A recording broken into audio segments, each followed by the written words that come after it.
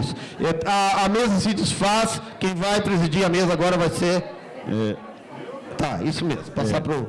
Convidamos, então, agora para compor a mesa, Eliana Leocádia, coordenadora geral do Citraeng, que irá presidir, Alessandra Matias Barbosa, coordenadora do Citraeng, doutora Débora Oliveira, advogada da assessoria jurídica Cassel Rosarim, e os expositores Arthur Lobato, doutora Luciana Mara e o doutor Tauan Santos, médico do Hospital Mater Dei, professor da PUC Minas. Por favor, Tauan. Escreve para mim no papelzinho. Vamos tentar. Tem aqui, ó. Agora não vai ter. Senta aí um pouquinho. Vamos nós duas presidir juntos. Vamos lá, isso aqui, ó. Então, primeiro, então aqui, com essa mudança, então, vai ser só o doutor Tauan. Só o Tauan. Cada um vai a palavra das meninas, o Lobato esse ele, né? Então, não, eu só tô querendo entender o que ficou. Então vai ficar normal. Só inverteu o Tauan. Só que Os dois psicólogos falam, né? Para apresentar e depois eu falo. eu nem tenho o currículo do Tauan. Mas já fui falar. Pode. Vocês com a doutora Lobato. Você pode falar comigo? Lobato, então mantém a ordem, né? Pessoal, aqui, só para informar, no período da tarde, no retorno de vocês, a gente vai ficar com a assessoria parlamentar do sindicato, tá? A Concílio. Segue a ordem. Pode ser seguir a ordem que você o que vai ser?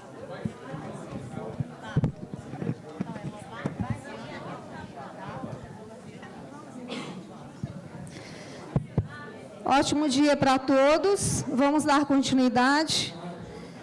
Então, essa mesa, ela vai abordar a saúde, que é o maior patrimônio da pessoa. Estamos aqui na mesa a doutora Débora, doutor Lobato, Alessandra, eu, doutora Luciana e doutor Tauan. Primeiramente vai falar o doutor Arthur Lobato, que é psicólogo, responsável técnico do Departamento de Saúde do Trabalhador e combate ao assédio moral do Citraeng. Vou resumir, tá? Dentre outras características do Lobato. Já fizeram uma coisa.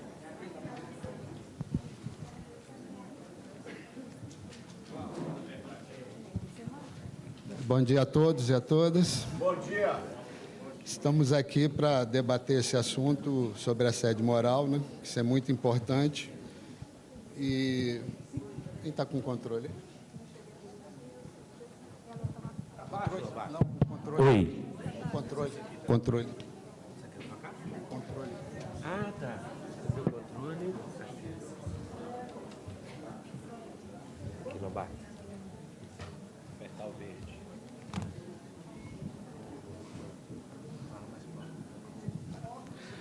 Alô, melhorou agora o som? Bom, na realidade, nós no Citraeng, né, realizamos esse trabalho tem 10 anos e a gente tem que entender que a questão do assédio moral, ela está sempre entrelaçada com a questão social e essas mudanças que ocorreram no mundo do trabalho, né? A gente vê que tem um ataque midiático muito grande no serviço público, uma crise da identidade do servidor público, porque toda hora é colocado como descartável, como incompetente, que ganha muito, que não faz nada, né? E isso vai até afetando a subjetividade, porque existem essas metas impossíveis de serem cumpridas, que, mais uma vez, geram uma sensação de incompetência. Eu fracassei, eu não estou dando conta dessa situação. E isso tudo, a gente vê também o assédio moral como um mecanismo de gestão. Nós temos a gestão por estresse também, né, que as pessoas estão sempre produzindo e sempre exigindo mais. E não podemos esquecer que nós estamos no mundo cada vez mais do individualismo, né, contra a solidariedade.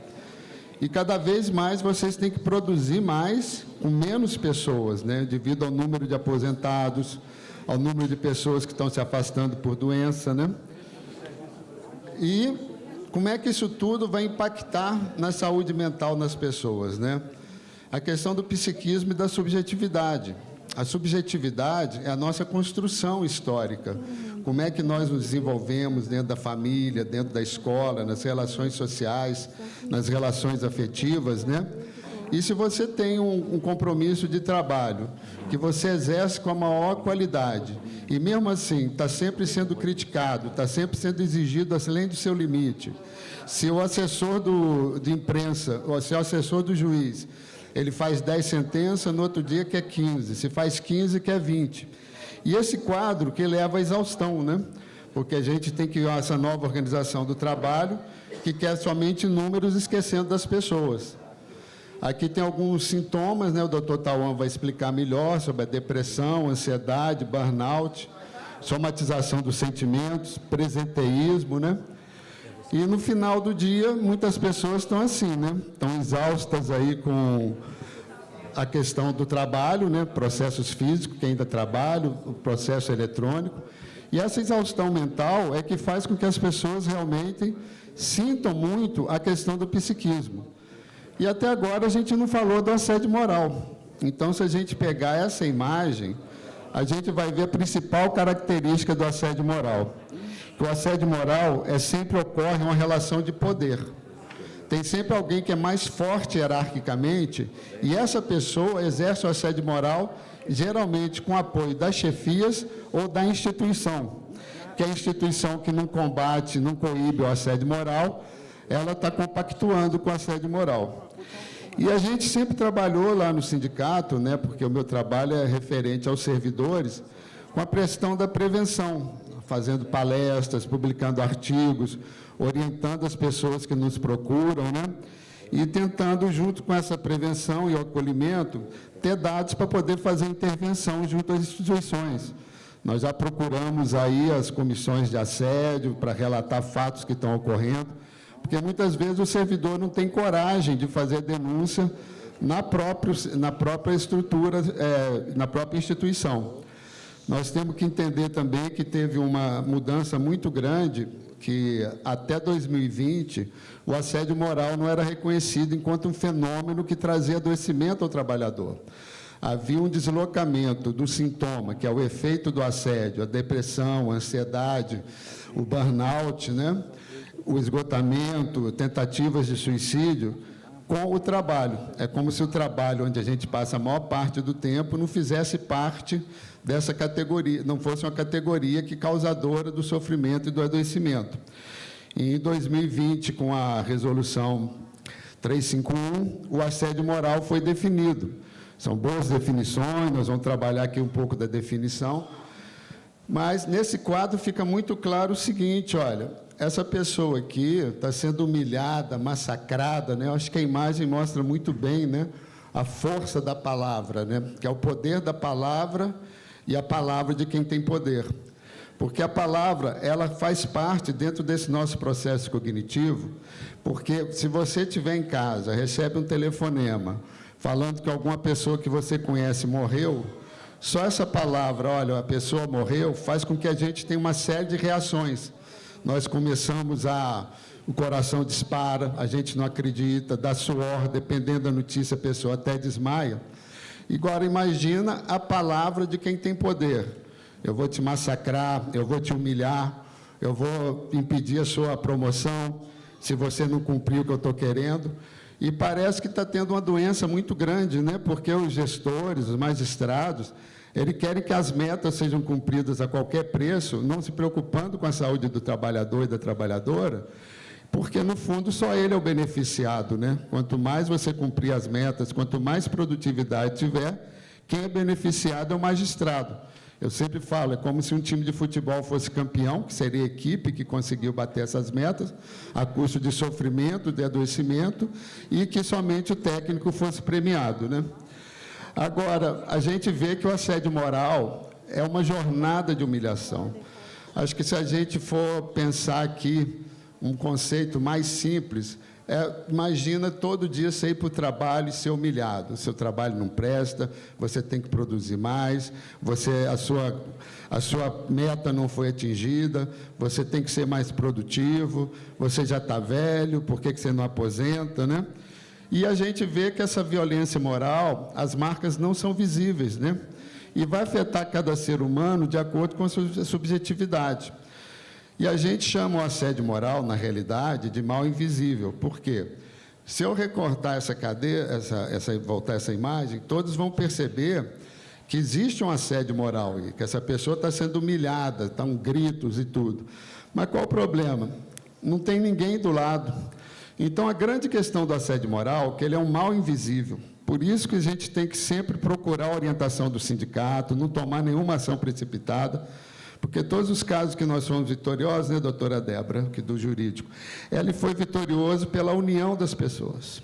Se as pessoas não se unirem, não apoiar quem está sendo assediado, não entender que aquela questão do assédio é uma questão institucional, que a instituição, os tribunais são responsáveis pela saúde e segurança, aos poucos nós vamos assim, uma pessoa vai adoecendo, outra vai ficando mais solitária. Então, a indiferença faz com que o assédio moral continue cada vez mais forte, porque o assediador, conforme eu falei no início, ele tem o poder da palavra, o poder da caneta, e a palavra dele sempre vale mais. A gente vê, então, nesse trabalho da doutora Margarida Barreira, falou, assédio moral é uma jornada de humilhação. Só que é uma jornada de humilhação que está inscrita nesse novo mundo do trabalho, onde cada vez nós temos que trabalhar mais, produzir mais e ganhar menos. Então, a gente tem aqui, por exemplo, né, o assédio moral é uma conduta abusiva, frequente, mas o importante é que a causalidade se relaciona com as formas de organizar o trabalho. Que, se vocês forem ver as resoluções 51, as definições de assédio moral, assédio institucional, eles tiram a organização do trabalho. E também eles não têm como se preocupar com essa questão do assédio invisível, que é a nossa grande preocupação do sindicato. Porque essas condutas que visam humilhar, desqualificar o indivíduo, degradar as condições de trabalho, eles vão atingir a dignidade e a honra da pessoa, né? E isso que faz com que a pessoa, do sofrimento, parta para o adoecimento, né? E esse assédio, que é sempre realizado de forma oculta, dúbia, malaciosa, dando margem a diversas interpretações, eu vou passar uma imagem aqui que é muito chocante, mas acho que ela resume bem o que eu entendo como assédio moral. Uma pesquisadora, Doris Acevedo, da Venezuela, falou, assédio moral é um crime perfeito. Eu pratico assédio moral contra você, vou te humilhando, os colegas te deixam de lado, eu vou entrando em sofrimento, me sinto incompetente, que eu não valho nada, que eu não presto, e a pessoa pode cair até no autoextermínio. E a pessoa, quando acontece isso, não está nem preocupada, porque realmente quem pratica o assédio moral, ele é uma pessoa egoísta, uma pessoa narcísica, ele não tem esse sentimento de empatia, de se colocar no lugar do outro, né? Então, essa imagem aí, você imagine que cada vez que você for para o trabalho, a cada humilhação, a cada perseguição, a cada injustiça que você sofre, fosse cravado um prego na sua cabeça. Então, esse prego, ele é invisível. Então, se fosse igual aqui na imagem, nós teríamos, então, não, essa pessoa está sendo assediada. Olha quantos pregos pregaram na cabeça dela. Mas esse prego é invisível. A dor dela é uma dor que só ela sente, porque ninguém vê. E muitas vezes a pessoa, não, essa pessoa é problemática, brigou com o marido, separou da esposa. Então, traz para o campo pessoal, esquecendo que está nesse mundo do trabalho, e a gente traz aqui essa informação da gravidade do assédio moral. E a gente vê que essa pessoa aqui está passiva, né? Então, é como se diz, ela está resiliente ao assédio, né? Nesse outro também, a gente vê que a pessoa já virou um autômato, né? É tanto o sofrimento que eu finjo que eu não estou sofrendo para continuar vivendo, continuar trabalhando. E aqui nós já temos um outro problema. É quando a pessoa vai aguentando esses pregos, né? Vai aguentando essas humilhações, vai aguentando essas injustiças e se revolta. Aí, quando a pessoa se revolta, estoura, faz algum ato assim, não, está vendo? Essa pessoa sempre foi problemática, né? Já concluí? Sério? Não era 20 minutos? Não era 20? Mas não me falaram antes, então vamos ter que manter os 20. Tem quanto tempo você marcou? Não, é porque me deram 20 minutos. Tá quanto, então? 10. Não, então beleza. É porque eu tenho algumas informações aqui importantes. Então, essa pessoa, ela vai aguentando até estourar. Por isso que a gente sempre orienta, qualquer dúvida, se está tendo assédio moral, se você está sendo perseguido, procure o sindicato. O sindicato, a gente conta agora com a doutora Luciana, uma profissional excelente, altamente capacitada, com experiência. O doutor Tauan, ele também vai, talvez em breve, aí, começar a trabalhar com a gente, mas, por enquanto, é importante vocês procurarem o sindicato para ter essas orientações. Isso é uma prevenção, é não deixar a questão evoluir, né? Teve até uma colega aqui, veio me agradecer aqui no início, mas esse é o nosso trabalho. Quando a gente pode, assim, ajudar, quando a gente pode fazer com que a pessoa entenda que o problema não é dela, que é do assédio moral, que é realmente um problema que vem da organização do trabalho, de chefias que querem o poder a qualquer custo, de forma maquiavélica, o sindicato realmente ele vai ter esse compromisso com o servidor. Agora, o que nós vamos fazer vai depender muito do encaminhamento jurídico, do encaminhamento sindical. A gente faz intervenções, vamos em comarcas, né? E essa sensação da pessoa que está sendo assediada, né? Eu me sinto esmagado, né? Essa questão do poder, né? A pessoa sempre numa posição em que a vítima está sendo humilhada, né? Sem testemunhas, né? Então, nós temos aqui outras imagens, né? Eu estou sendo humilhado, estou sendo pisado, estou sendo esmagado. Olha o tamanho da pessoa na cadeira, né? Você se sente pequeno, impotente. E essa impotência gera consequências de impotência física mesmo, de impotência na relação sexual, né? E acho que eu queria também, né, falar um pouquinho sobre o assédio online, né? Porque depois da pandemia misturou muito a questão da jornada de trabalho com a produtividade. E isso continua até hoje, né? Você vai para um teletrabalho, tem que produzir 30% a mais, mas exige que você trabalhe 12, 15 horas, telefonemas de manhã cedo, de noite, de madrugada, como se isso fosse normal, né? E isso que adoece. Então, as maiores características do assédio moral é a mistura de jornada e produtividade, ligações de ordem de serviço nos momentos de folga, lazer e descanso, o uso dos smartphones e WhatsApp para o trabalho, e o trabalho contamina o psiquismo. Imagina você receber uma mensagem de trabalho na sexta-feira, que você só vai poder resolver segunda-feira. Então, isso que vai estar vendo esse mal-estar, né? Aí você responde de forma impulsiva. Primeira dica, sempre que ouvir uma mensagem agressiva, um áudio ou uma mensagem de texto, respira e não responde na hora, de forma imediata. E aquilo ali também já serve como um documento, né? Que o assédio online ele deixa rastro, né? A gente vê também ordens confusas das chefias, trabalho extra que não é computado no mapa de produtividade. A gente vê um teletrabalho totalmente desregulamentado, um teletrabalho híbrido, que é o chefe que decide quem vai fazer o teletrabalho, quem que vai fazer o híbrido nas condições que a instituição quer e não nas necessidades que você quer, né? E tudo isso é um campo para assédio moral, porque se tudo pode, não há limites, né? E a recusa da comunicação, né? Comunicação é monológica, né? Envie de mensagem de texto, envie mensagem de áudio, né? Cumpra-se, né? Não tem o diálogo, você não pode expor sua versão. E isso faz com que a gente vá introjetando, com que a gente vá engolindo, com que aqueles pregos fossem fixados na gente, né? Então, a gente tem algumas consequências aí do trabalho, mas isso aí o doutor Tauan vai falar bem. Mas por que vem uma ansiedade? Uma exigência de trabalho 24 horas por dia, 7 dias por semana. Você está lá, fala, nossa, como é que vai ser segunda-feira? Eu já tenho que adiantar isso, vou adiantar esse trabalho no sábado, domingo, senão o juiz vai me dar bronca. A depressão, né? É tanta tarefa, tanta coisa, tanta mudança tecnológica, passa para o papel, para o PJE, vem a PROC, aí você tem que aprender sistemas interligados com o CNJ, sistemas que não estão interligados, que você tem que repetir o trabalho várias vezes. No interior, problema de internet, né? Essas questões que envolvem a organização do trabalho e que não são discutidas pela instituição. Porque muitas vezes esse assédio é institucional. A instituição sabe que está faltando gente e não faz nada. A instituição sabe que a internet é fraca e fica cobrando produtividade quando no interior fica fora do ar muito mais tempo do que o tempo necessário. Então, nós temos esse estresse, né? Essa irritabilidade, as explosões emocionais, que a pessoa vai suportando até não poder mais, né? E a gente também tem que começar a pensar, outra luta aí é o direito à desconexão, né? Porque a gente também tem que ter um tempo em que a empresa não envie mensagens nas suas folgas, nas suas férias, nos sábados, nos domingos, né? E a gente vê, para concluir aqui, né, que quais são as recomendações principais da Organização Mundial de Saúde? Soluções preventivas que tomem em conta a origem da violência, não somente seus efeitos.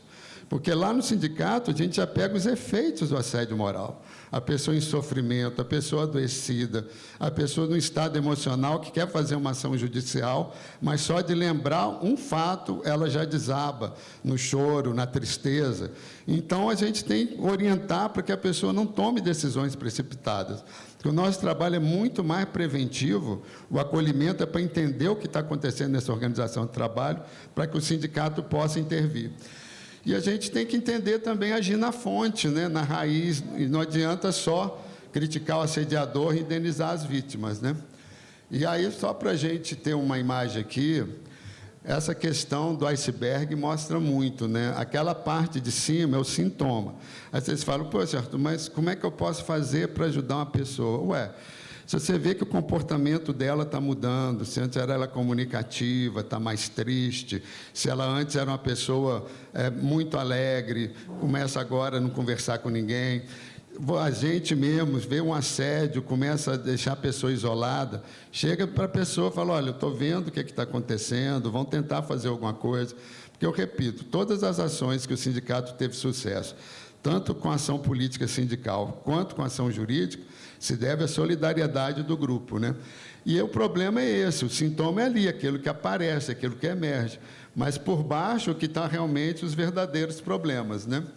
E a gente vê que, então, se a gente notar tristeza, desânimo, choro, uso de medicamentos em excesso, alcoolismo, uso de drogas, o absenteísmo, né, que é faltar ao trabalho sem justificativa, o presenteísmo, você ir trabalhar, olha a tela do computador e está paralisado, você não consegue trabalhar, você não consegue raciocinar. Aí você acha que aquele problema é seu, mas o problema não é seu, o problema é da organização do trabalho. Então, eu acho que tem uma outra coisa também, porque eu acho que é muito importante, terminando aqui minha fala, que é a volta do adoecido do trabalho. Porque o que acontece? Como nós estamos de fora, a gente vê o fato dentro de uma perspectiva que é diferente de quem está dentro, né? Porque quem está dentro, mesmo que queira ser solidário, quando a pessoa se afasta, o que o chefe fala? Não, agora você vai fazer o trabalho dela. Então, tem uma manipulação dentro da organização do trabalho, distribuição de cargos e a questão da hierarquia.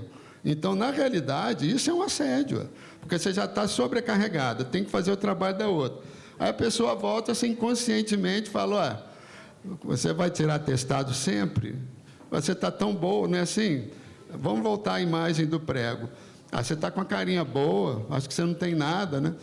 Teve lugar que o adoecido teve que pedir desculpa aos colegas pelo atestado. Quando você pede uma transferência, ninguém quer pegar essa pessoa porque ele realmente já está estigmatizado, né? Falta de solidariedade. E a volta dos mesmos problemas institucionais. Olha, uma servidora trabalha 8 anos fazendo audiência. Pelo que eu vejo aqui, a audiência é a pior coisa que tem, é um inferno, né? E depois desses 8 anos, veio um juiz que gritava, humilhava o trabalho dela, e depois que ela tirou a licença, voltou para o mesmo setor. E isso é caso de intervenção do sindicato, porque o gestor, a instituição, sabia muito bem do que estava acontecendo, né? E a gente quer evitar justamente esse quadro, né? Que a pessoa caia num quadro de depressão, se sentindo insignificante, injustiçado. Então, nós estamos lá no Departamento de Saúde Trabalhadora, eu, doutora Luciana, e toda a diretoria aí, para ajudar vocês a enfrentar esse mal que é o assédio moral. Muito obrigado, viu?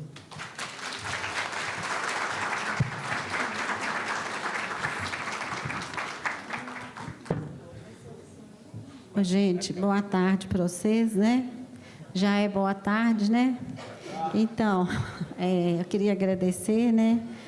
O fato de poder estar falando para vocês, agradecer a coordenação, a Alessandra, a Leocádia, todo mundo está empenhado, né, lá no Citraeng para poder oferecer, né, aos servidores um espaço que acolhe de uma forma mais interessante, mais preventiva a saúde de vocês, tá? Então, eu vou agradecer também o doutor Arthur, né, que ele é da área da psiquiatria e tem acompanhado alguns casos com a gente, doutor Tauan, né? Eu peguei alguns dados só para elucidar um pouco, né, assim, e trazer à tona o que realmente está acontecendo hoje em termos de saúde mental e trabalho, para a gente tentar pontuar, porque a minha intenção aqui é fazer uma pequena provocação em vocês em relação ao que está acontecendo, né? Então, historicamente, né, a gente sabe que essa questão da saúde do trabalhador, ela está no SUS, né? Começa na década de 70, tem um desenvolvimento muito bom na década de 80, né? As leis são implementadas na década de 90, mas com a entrada da extrema-direita a gente tem uma redução, né? E agora tem um retorno com essa nova proposta aí da NR1, pensando sobre a violência no trabalho, os aspectos psicossociais e a questão da saúde mental. Então, a gente tem aí mais um ganho aí, né? O IBGE, ele aponta que esse assunto da saúde mental do trabalhador é urgente. Em 2024, o INSS apresentou 500 mil de afastamento por ansiedade e depressão. 300 e um pouco lá são mulheres, né? Isso também é interessante a gente começar a pensar sobre isso, tá? A questão da saúde do trabalhador, o Lobato disse um pouco sobre isso, eu queria reforçar, não é uma questão individual, é uma questão coletiva, é algo institucionalizado, contextualizado. Por isso que é importante esse trabalho que a gente está tentando exercer, que é acolher esse sujeito que chega lá com a denúncia de assédio, mas acolher ele nos aspectos psicológicos, legais, jurídicos, né, que Débora trabalha com a gente também, o setor jurídico é o nosso parceiro, e a psiquiatria. Então, a gente tenta o tempo todo estar assim, envolvendo nessas questões de assédio e oferecendo um trabalho interdisciplinar, né? A minha entrada se dá a partir do trabalho do Lobato, né, na questão do assédio, mas a gente tem repensado sobre isso, tá? Na NR1, tá, os aspectos que estão envolvidos na lei são metas excessivas. Aqui eu quero deixar para vocês um recadinho, porque todos os casos que eu atendo, isso aparece. Tá? Isso é alguma coisa que está acontecendo no judiciário e que está prejudicando muito a saúde de vocês. É preciso estar atento a isso, porque parece que tem um ponto ali que o servidor começa a ficar inconsciente da gravidade do que ele está vivendo, ele não começa mais a ter a chance de ter lazer, por exemplo, no caso da mulher, ela deixa de ser mulher, ela deixa de ser mãe, ela deixa de ser filha, ela só é funcionária do judiciário. E aí é impressionante o nível de sofrimento. Assim, a gente tem que fazer um trabalho para poder libertar a pessoa desse lugar, porque é uma brincadeira que eu vou fazer. Parece que o judiciário é quase que uma religião. Não tem mais nada na vida da pessoa.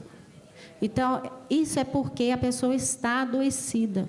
Ela não está dando conta mais. E aí vem uma série de sintomas, né, medicamento, que o doutor Tauan vai falar sobre isso.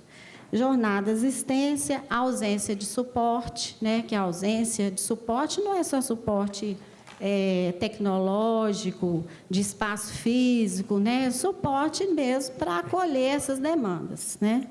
Assédio moral, conflitos interpessoais, que acontece muito, falta de autonomia, né, essa obediência que vocês têm que ter 24 horas aí, né, à magistratura e aos chefes, né, e as condições precárias de trabalho. Está em R1, né, mas daqui a pouco é provável que nós vamos ter que repensar sobre isso, sim, tá? O que mais que eu coloquei aqui? Os aspectos, né, que envolvem esse adoecimento está muito ligado aos quadros de ansiedade, depressão, né? Então, quando a gente pega uma pessoa, né, quando eu acolho uma pessoa lá no DST-CAM, isso tudo aparece. Além do assédio moral, está aparecendo isso tudo, tá? Ansiedade, depressão, excesso de trabalho. Então, temos que pensar sobre isso. A intenção, então, é fazer uma provocação, né? Em que medida que esse trabalho de vocês estão provocando mal-estar, adoecimento. Se isso está claro para vocês, né? Se vocês conseguem perceber isso no dia a dia de vocês, se há, né, uma lacuna em relação ao viver no cotidiano com uma certa satisfação, né? Se não há satisfação no trabalho, já está adoecido.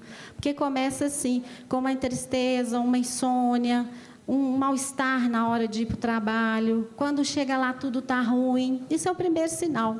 Mas depois vem uma fadiga crônica, os excessos de atestado, os excessos de medicações, pronto. Esse ponto é crítico, porque é daí para desenvolver um transtorno de ansiedade generalizado, um transtorno de pânico, um surto, né? Pode acontecer. Então, assim, é um processo. O adoecimento de vocês no trabalho, ele é um processo, ele começa com uma tristeza. Se não cuidar, lá na frente, pode chegar até um surto. Então, vamos ter cuidado e ter carinho com a vida de vocês, né? Eu fiquei muito feliz ontem de saber que a IA é burrinha, que ela depende de nós, né? Sem ela, sem nós, para poder alimentar a coisa lá, nada vai funcionar. Agora eu trouxe para vocês alguns fragmentos de caso, mas vejam bem, a intenção de trazer é só para vocês perceberem o que eu escuto. São fragmentos, os nomes são fictícios, são só detalhes, tá? Pedacinhos do que eu escuto para a gente pensar sobre isso. Pode. Esse primeiro fragmento aí foi um caso de suicídio, né, que aconteceu num setor, né?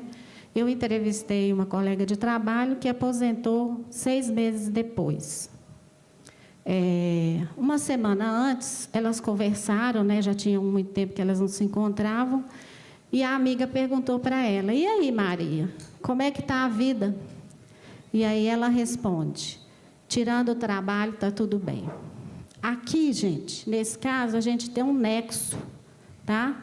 Que é o que a gente chama de um fenômeno de adoecimento no trabalho, né?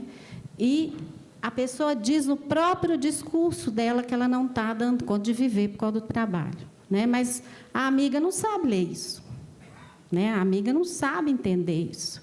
Ela vê que ela está sofrendo. Então, nos relatos da amiga, não haviam servidores suficientes na vara. Ela realizava sozinha o trabalho de centenas de processos, se eu não me engano, em torno de 400. Ela não dormia, estava pré-diabética, emagreceu 12 quilos nos últimos meses. 2 colegas anteriores tentaram suicídio nessa mesma vara.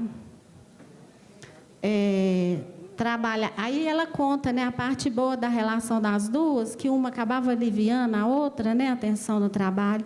Trabalhávamos brincando, zoando uma a outra, rindo da desgraça. Ela era uma excelente trabalhadora, só tinha o trabalho. É o aspecto que eu disse para vocês. Se você hoje só tem um trabalho, vamos buscar ajuda, né? A gente procurava fazer tudo rápido. Processos são pessoas lutando por algo que lhes foi negado. Eu achei muito bonita essa fala dela. Priorizávamos os processos de medicamento, porque senão a pessoa poderia morrer. Era um cuidado que elas tinham, as duas.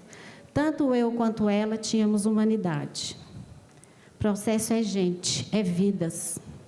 Sentíamos na pele. Eu achei isso lindo. Sabe por quê? Eu nunca escutei isso.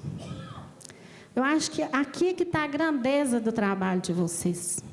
O respeito, o cuidado que vocês têm com aquilo que vocês pegam, com o que vocês vão fazer, né, assim, o desenvolvimento, né, em relação ao ser humano aí.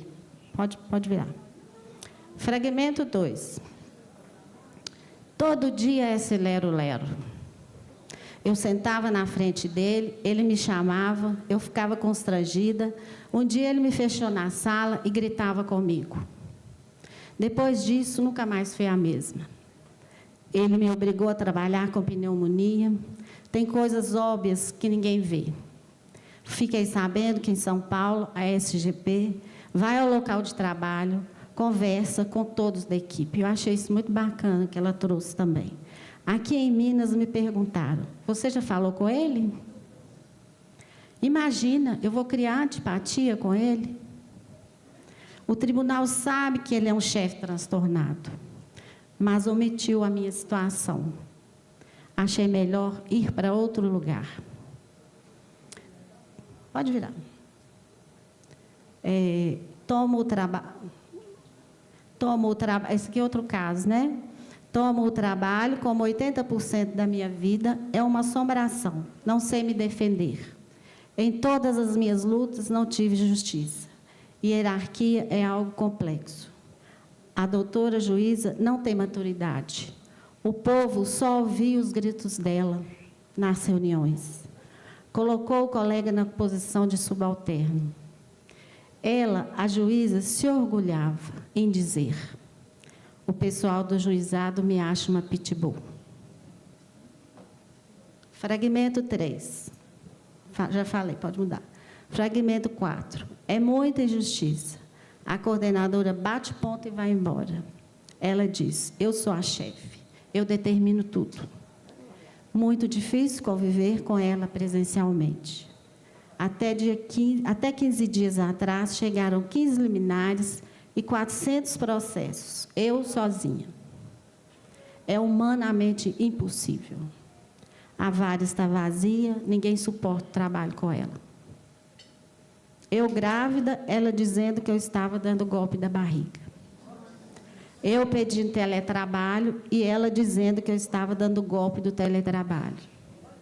Quando apresentava atestado, era ela dizendo que era o golpe do atestado. Aí eu pergunto, quem está dando golpe, né? Ela disse: a responsabilidade desse processo é sua. Não consigo dormir, tenho dores no estômago e estou depressiva. Estou há 13 anos no TRE e nunca presenciei algo parecido. Porque ela fez uma remoção e trabalhou vários anos em outros lugares. E quando ela chega nesse lugar, ela ficou assustada com o que ela viu e presenciou. Muita ironia. Ela fala com o ajudante de limpeza do serviço, ou baixa renda. Desde 2021, o TRE sabia da situação que estava sendo acompanhada pelo setor de psicologia. Diziam para que eu tivesse paciência. Vamos conversar com ela. Eles não fizeram nada.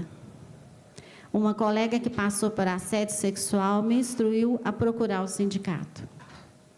Tenho que te agradecer demais. Agora eu tenho vida. Fiquei até emocionada. Porque é isso, sabe, gente? Vocês têm que começar a despertar. Vocês têm que começar a despertar, unir, fazer o trabalho coletivo, fazer uso do sindicato, gente. É um espaço onde vocês podem construir algo novo e fortalecer, e vamos pensar na resistência a partir disso, né? Eu acho que essa é a resistência. E um recadinho para vocês: não façam mais do que é permitido por lei em termos de hora de trabalho. Comecem a cuidar da saúde. Parem de atender telefone 10 horas da noite, 7 horas da manhã, sabe? Comecem a cuidar das outras coisas boas que você tem na vida, até para dar conta desse espaço difícil, tá bom? Agora o doutor Tauan vai trazer mais coisas para vocês. Pessoal, só um minutinho. Tendo em vista a pressa de todo mundo, só mencionar que a doutora Luciana, o nome completo é Luciana Amara França Moreira, trabalha na área da psicologia e psicanálise, tem mestrado em saúde mental do trabalhador. O currículo reduzido deles a gente está colocando no grupo virtual. E doutor Tauan Pedro da Silva Santos é médico pela PUC Minas, mestre em saúde pública, foca em saúde mental pela Unicamp. Ok. Boa tarde, gente. Muito prazer. Eu fiquei aqui acompanhando vocês, eu fiquei um pouco encantado, assim, com umas coisas que, embora vocês estivessem, assim, no espaço que é deliberativo, eu acho muito bacana ter a discussão, para ter luta, para a gente ganhar as coisas. Isso me lembrou muito na época que eu fazia parte do movimento estudantil, que era um pouco parecido com isso. A gente vai crescendo, vai indo para frente. Eu fui para a área da saúde mental, então hoje eu tenho pouco contato com isso, mas isso é até uma força para mim, para ver que eu preciso fazer mais parte do meu sindicato, que a gente precisa ter isso.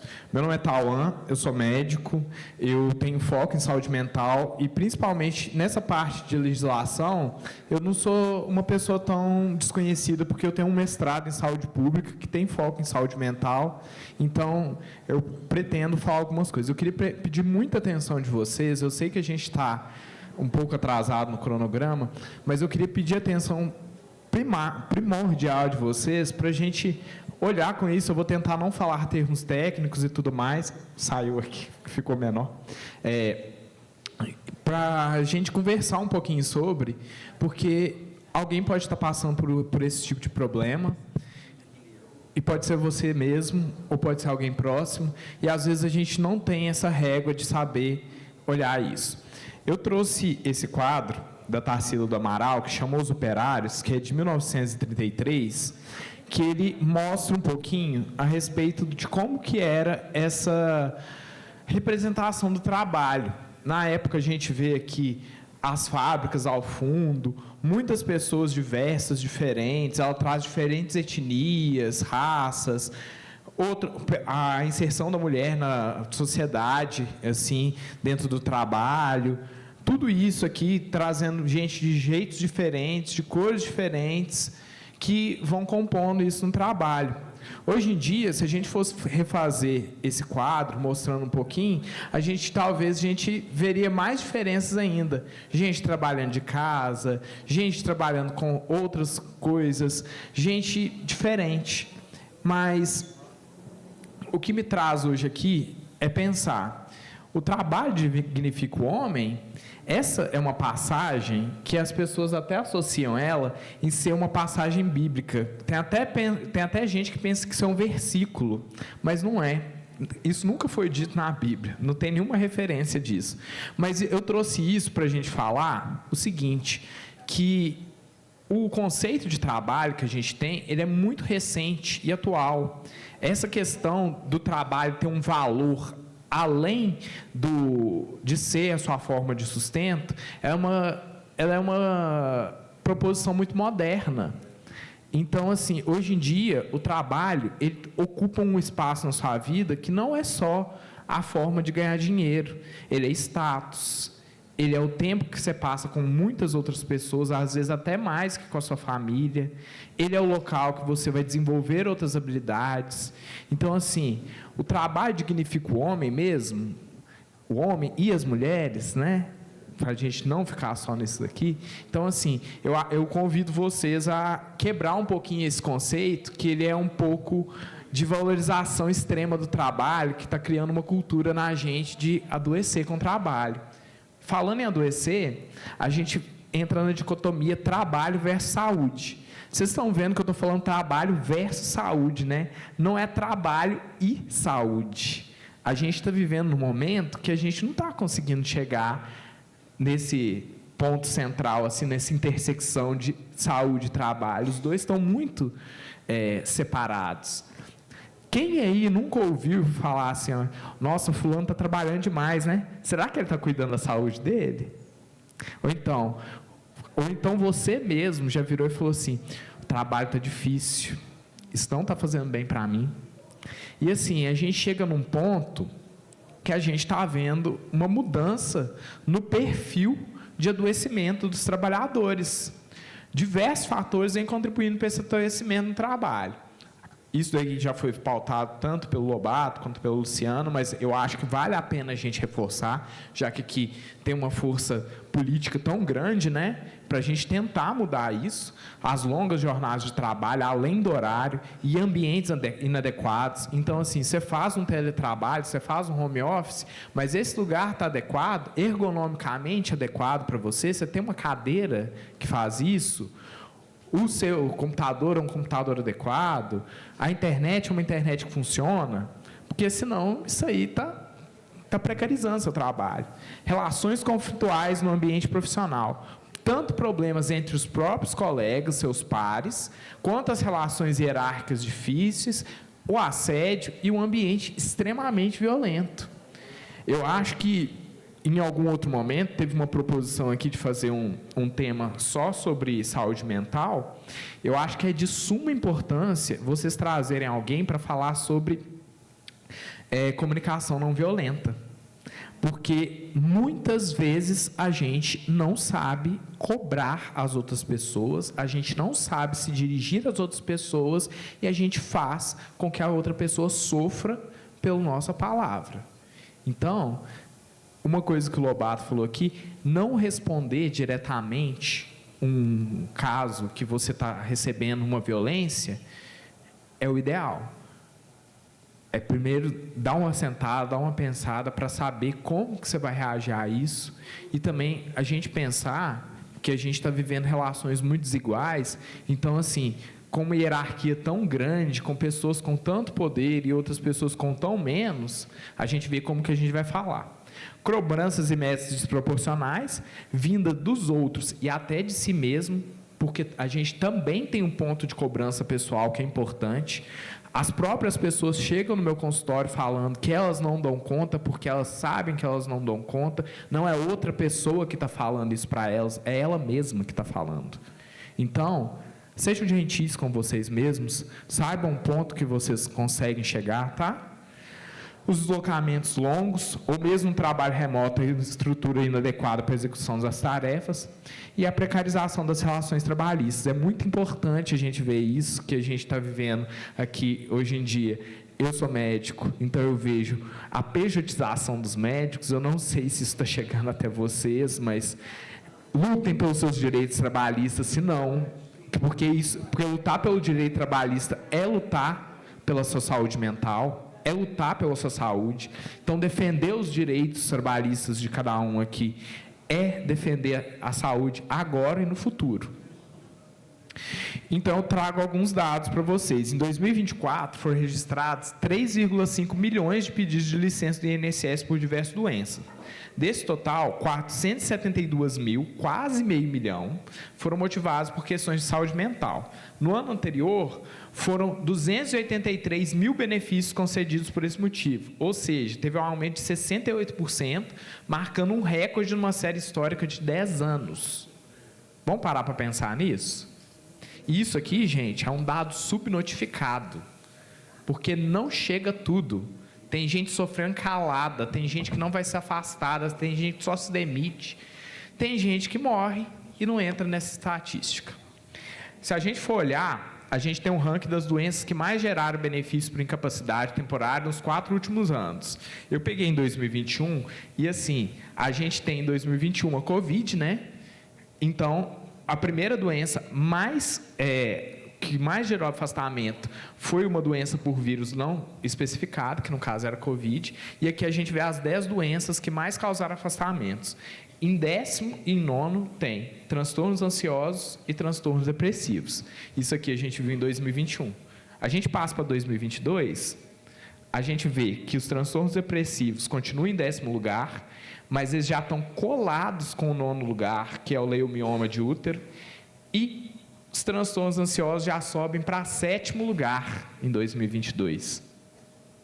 Em 2023, a gente continua com dorsalgia na coluna sendo o principal fator de afastamento, mas a gente já vê que entra em 5º lugar os transtornos ansiosos para mais afastamentos, e episódios depressivos já começa a ser o 9º fator maior de afastamento. A gente já vê que em 2023 são quase 100 mil afastamentos por causa de ansiedade e quase 70 mil por causa de episódios depressivos. E aí a gente chega em 2024 e vê que em 4º e 5º lugar estão questões de saúde mental, com a gente ultrapassando mais de 130 mil afastamentos por transtornos ansiosos e mais de 110 mil afastamentos por transtornos ansiosos.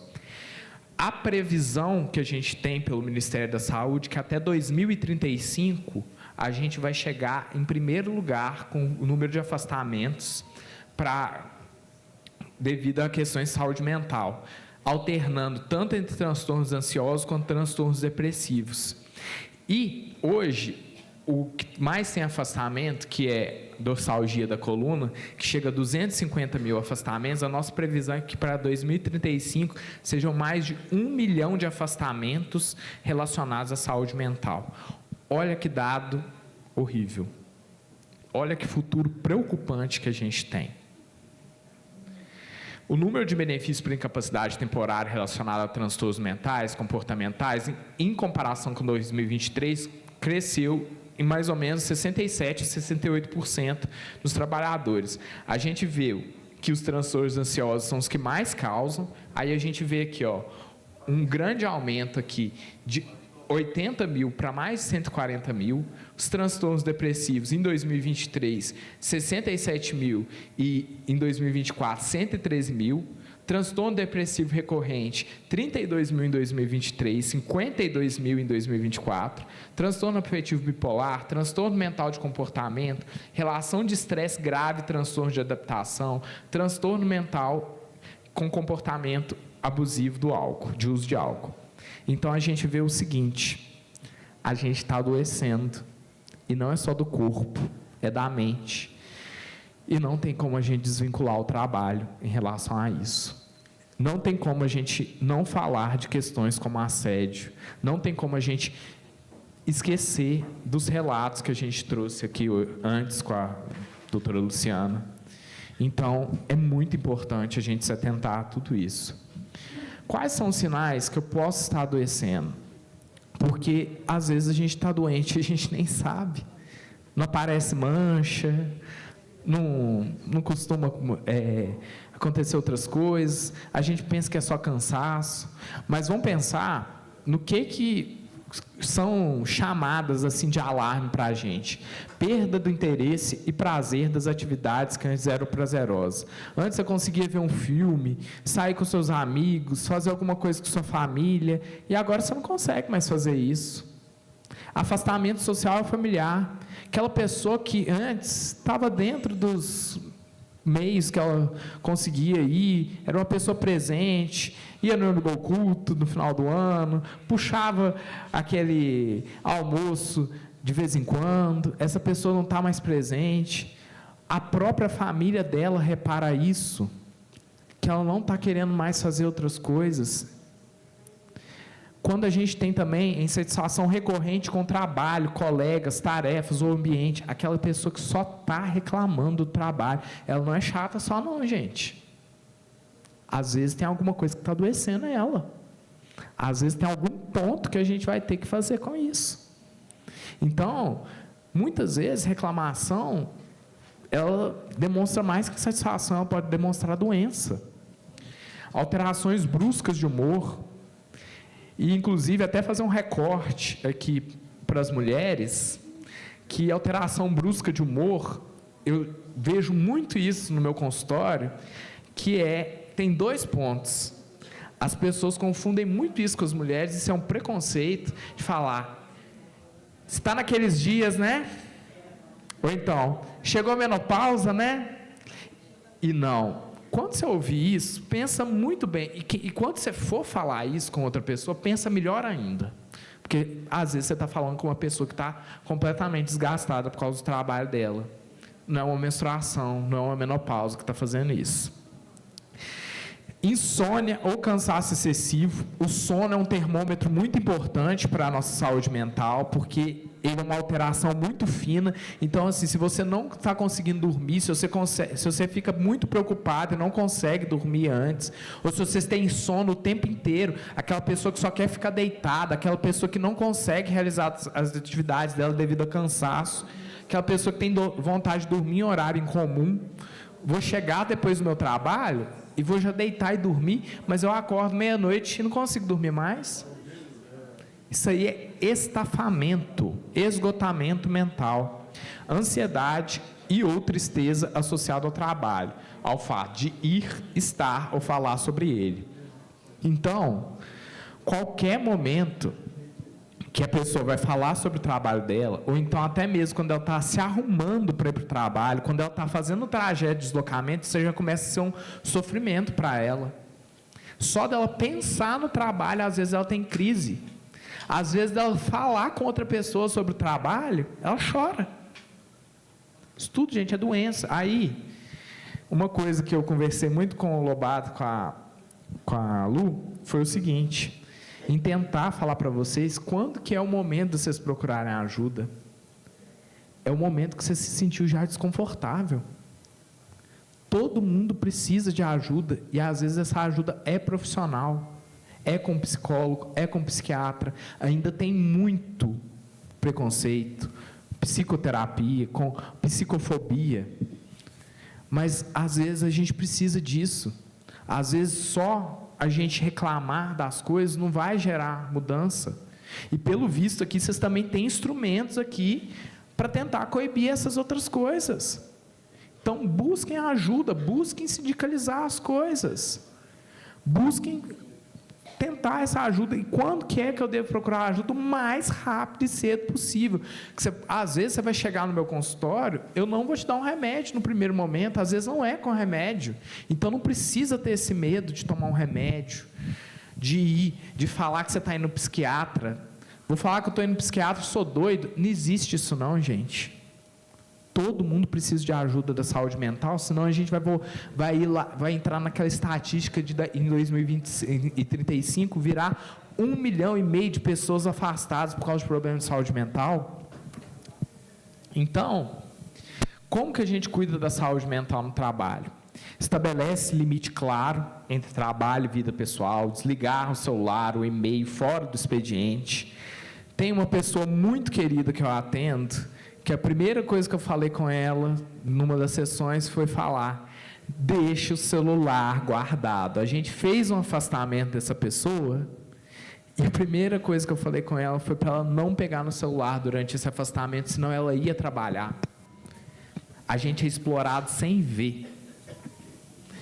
Então, estabelece esse limite, deixa tempo para as atividades pessoais de lazer, aprenda a dizer não a tarefas que não são essenciais, fora do horário de trabalho. Cuidar da saúde física e mental. É impossível eu falar de saúde mental e não falar de praticar exercício físico, tá, gente? Tem que deixar um tempo para isso. Quando a gente fala disso na medicina, a gente tem uma questão que, quando a gente vai falar de saúde cardiovascular, você tem que fazer pelo menos 30 minutos de uma atividade física resistida, pelo menos 3 a 5 vezes por semana. Na saúde mental, não. Na saúde mental, se você fizer uma meditação, você já considera isso uma atividade física. Se você fizer uma caminhada, você já considera uma atividade física. Se você fizer uma yoga, um alongamento, já faz bem para a sua cabeça. Então, assim, começa nas mesmas coisas, ter uma rotina saudável com a alimentação. Não tem como. A gente vê também muito isso, que costuma ter distúrbio corporal de imagem depois do processo de adoecimento por trabalho, porque a pessoa para de comer, ou a pessoa come demais, ou ela não tem nem tempo dela preparar a comida dela, só está comendo besteira.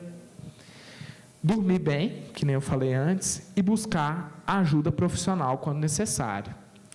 Desenvolver habilidades de inteligência emocional para lidar com o estresse, as frustrações e as emoções negativas de maneira saudável. A gente vai ter intempéries no nosso trabalho, que senão não era trabalho, era hobby, era lazer. Mas a gente tem que saber identificar quando que isso acontece. Eu sempre falo com meus pacientes que o tratamento da saúde mental, ele é um triângulo, que tem que estar bem equilibrado. O primeiro vértice do triângulo é a gente falar sobre os assuntos, ter uma escuta sobre os assuntos que te trazem algum sofrimento. E essa escuta, essencialmente, ela tem que ser terapêutica, com uma pessoa de fora, que vai te ouvir, que não vai te julgar, que vai te acolher. Então, seja com psiquiatra, seja com psicólogo, com psicólogo. Esse ponto faz com que a gente faça o quê? Fale em voz alta os nossos problemas. Esse ponto faz com que a gente pense nas coisas que a gente está passando sobre. Esse ponto faz com que a gente busque soluções que possam existir para isso. O outro ponto que a gente tem é o ponto da medicação, que aí é comigo. Não faça isso sozinho, busque um médico adequado para fazer isso com você. que vai ver as suas necessidades, que vai ver o seu perfil de medicamento, que às vezes vai te dar um alívio, que vai organizar a sua cabeça, fazer com que você consiga descansar, auxiliar às vezes no sono. Tudo isso é individualizado, não tem fórmula mágica pronta para isso. Mas o último ponto é o ambiente. Se a gente não mudar o ambiente que está causando estresse na pessoa, que está causando a doença, esses outros pontos são meros coadjuvantes. Então, a gente precisa mudar o ambiente para isso. É sempre tempo para cuidar de si. Então, reconhecer as necessidades, priorizar o bem-estar, implementar ações para fazer esse bem-estar acontecer, avaliar os resultados dessas ações, ajustar as estratégias, ver o que a gente precisa fazer. Isso aqui é o ciclo do autocuidado. E aí, mais uma vez, eu volto aqui. Para eu concluir aqui agora, eu trago essa imagem que nem eu acho que a arte, ela mostra as nossas ideias. Em 1936, o Charles Chaplin fez um primor do cinema, que é Tempos Modernos, que ia e falava sobre as nossas relações de trabalho e o quanto o trabalho estava adoecendo hoje. Talvez, se hoje o Charles Chaplin fizesse isso, ele estaria com o celular na mão. Tá? Então, para a gente não chegar nesse ponto de adoecimento, a gente tem que fortalecer nossas bases, fortalecer a gente mesmo, se tratar, buscar ajuda. Gente, muito obrigado. Me convidem para uma próxima. Esse é o contato do meu e-mail. Fiquei muito feliz de estar aqui hoje. Muito obrigado. Qualquer coisa que precisarem, busquem ajuda, tá? Bom, eu acho que não tem ninguém com fome, porque com uma palestra dessa a gente quer ficar o tempo todo ouvindo. Mas antes de passar para a doutora Débora, até pedir licença para a Leocádia, para dar um informe aqui do Departamento de Saúde, que nós, terça-feira, a doutora Luciana Lobato, eu, que faço parte da pasta da saúde, e o Wallace, iremos em Governador Valadares. Nós tivemos um problema sério lá em Governador Valadares, e nós estamos atuando nesse caso, é o que a gente no sindicato faz. Um outro informe é que ainda não foi deliberado pela direção, pela coordenação, mas é um projeto de Luciana e de Lobato, de nós estendermos a assistência para a saúde mental dos nossos filiados. Eles vão tratar de umas parcerias que a gente vai fazer com psicólogos e possivelmente com psiquiatras. Mas isso aí a gente não pode dar como fato, porque ainda não foi aprovado, nem foi levado ainda à diretoria, porque é um projeto que eles estão desenvolvendo. Agora vou passar para a doutora Débora. Então, só mencionando, a doutora Débora Oliveira, sócia do escritório Cassel Vizarim, assessora jurídica do Citraeng, bacharel em Direito pela Universidade de Brasília e pós-graduada em Direito Administrativo pela PUC Rio Grande do Sul.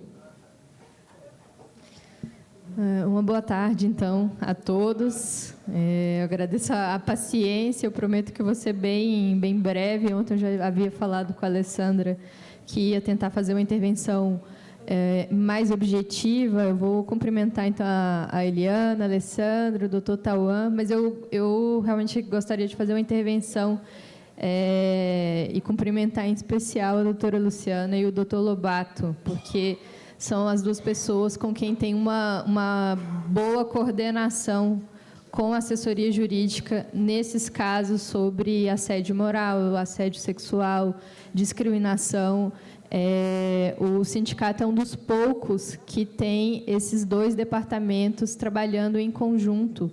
Inclusive, nas intervenções, nas outras entidades, a gente traz esse pleito há muito tempo também, para que se tenha um departamento de saúde mental forte, atuando junto com a assessoria jurídica, porque, acho que, como muito bem disse o Lobato, às vezes os casos de assédio chegam para nós, mas a pessoa está tão sensibilizada que ela sequer consegue relatar o fato para o advogado, Então, ela precisa ter um acolhimento anterior com o psicólogo. Não raras vezes a gente faz os atendimentos juntos, o advogado e o psicólogo. Tem os deslocamentos para cidades também. Nós já estivemos em Juiz de Fora, em Teófilo Otoni, em Montes Claros. Para fazer esse trabalho de intervenção, às vezes, presencial que precisa, né? E que para o sindicato também se mostrar forte nesses casos. Então, faz-se a intervenção junto aos servidores, à chefia, ao magistrado que é responsável por aquele lugar. E eu começo dizendo isso porque é muito importante os filiados trazerem os seus relatos para o sindicato, seja diretamente para a assessoria jurídica, seja para o departamento de saúde. Isso porque um dos grandes problemas que a gente tem hoje nas reuniões com a administração pública é a subnotificação. Então, nós chegamos para relatar, enfim, para tratar sobre o aumento de assédio moral nos locais de trabalho, sobretudo por conta da carga de trabalho que é aumentada, das demandas, né, por celular, que chega ao tempo todo, que não há um respeito da jornada. E aí é uma posição muito confortável para a administração, às vezes, dizer, mas o servidor não está nos notificando, não houve denúncia em número suficiente, significativo, para que houvesse uma intervenção do tribunal a esse respeito. É inacreditável quando a gente escuta isso numa reunião, e é por isso que a gente precisa insistir que as denúncias aconteçam. E elas podem acontecer através do sindicato, né, para que o sindicato tome a frente da denúncia, para que primeiro o servidor seja acolhido, né, que ele tenha condições de enfrentar o processo que é longo, né. E acredito que, assim, a razão dessa subnotificação também é, às vezes, o desconhecimento ou a desconfiança do servidor a respeito dos trabalhos das comissões de assédio. A gente tem pelo menos 5 anos desde a publicação da Resolução 351, que é a resolução que trata sobre a política de enfrentamento de assédio moral, sexual e discriminação nos tribunais.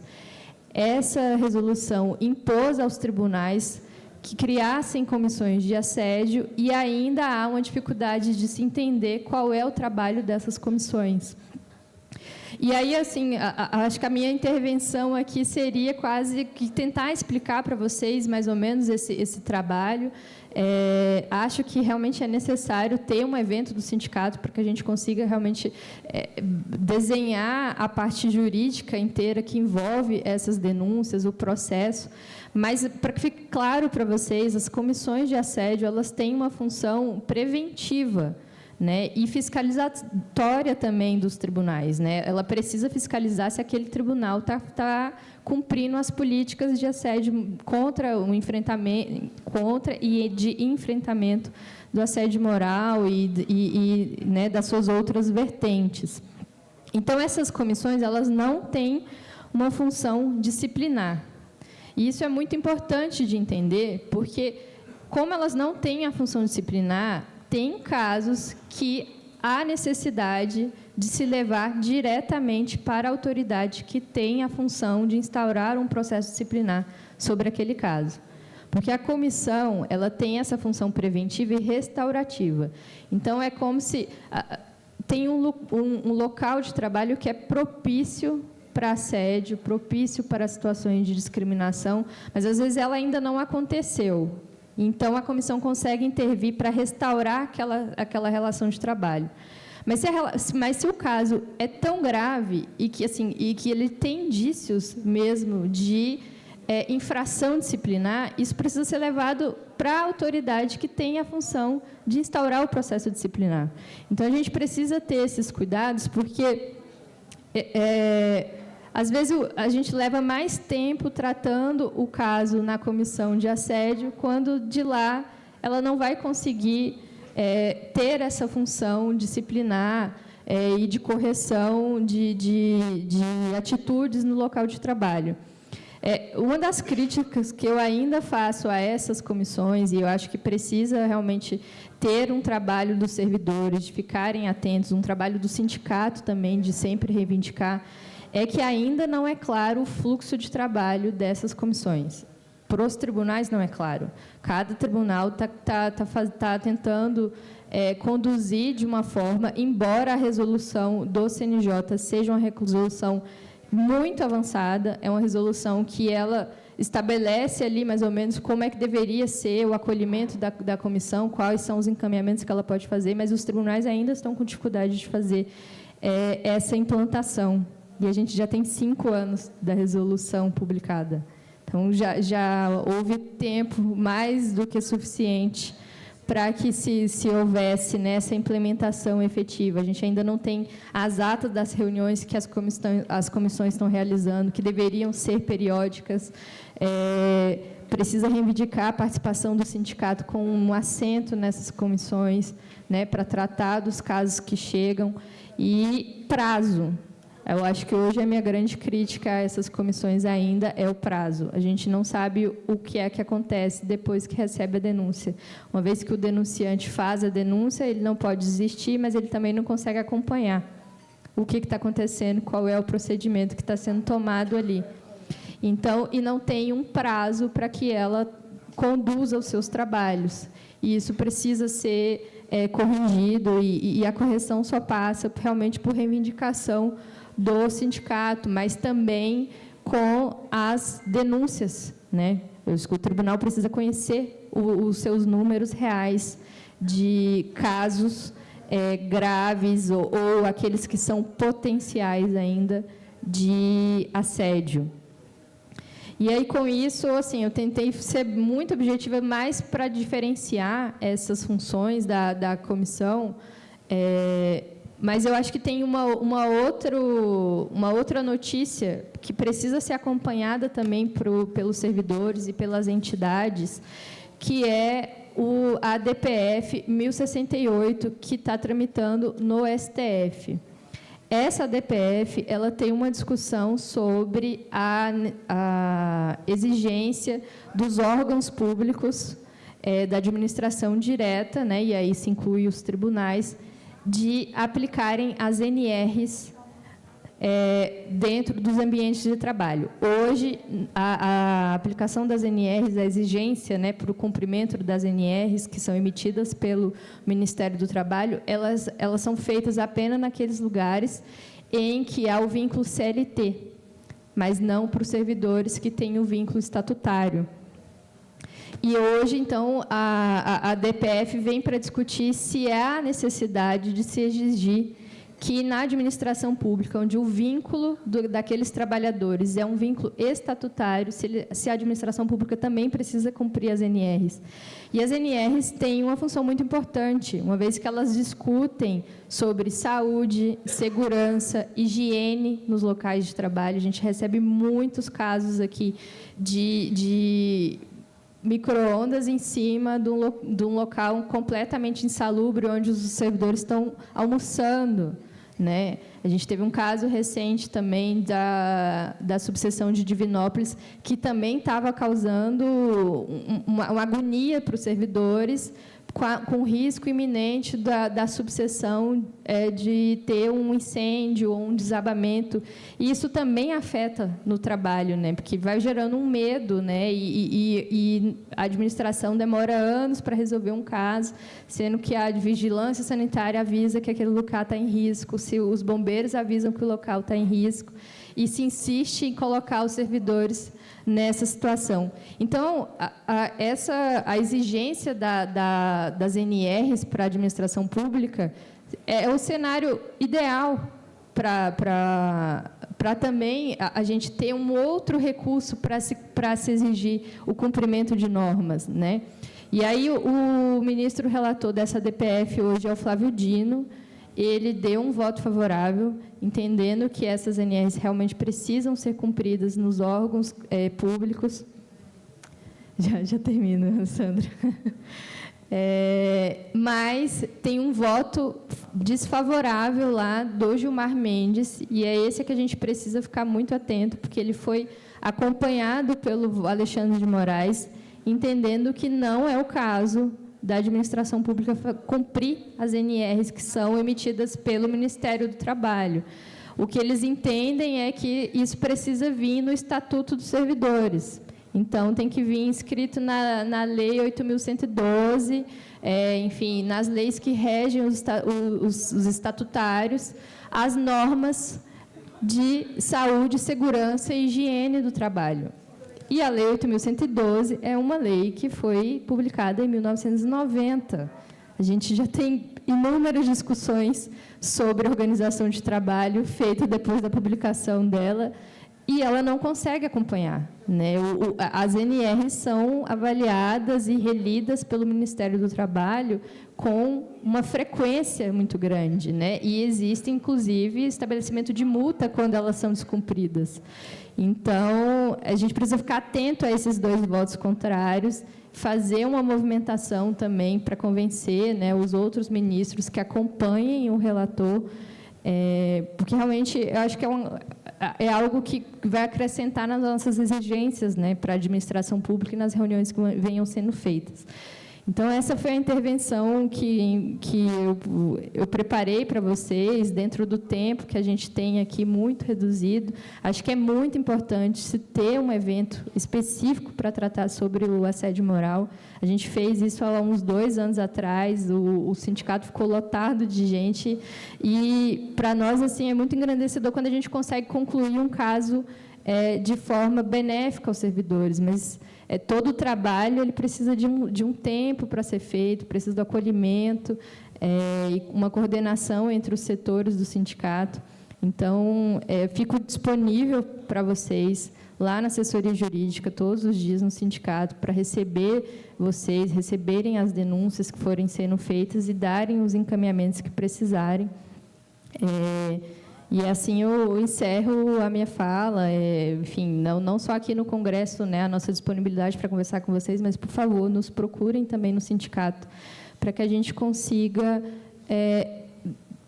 criar um número real, né, e mostrar para a administração pública que ela não, assim, né, não é que não existe caso de assédio, é que as pessoas estão com medo de falar, ou, né, estão desconfiadas dos órgãos que tratam sobre isso no tribunal, né? E elas precisam, por isso que vocês precisam desse acolhimento, às vezes, no sindicato. Então, muito obrigada pela atenção de vocês.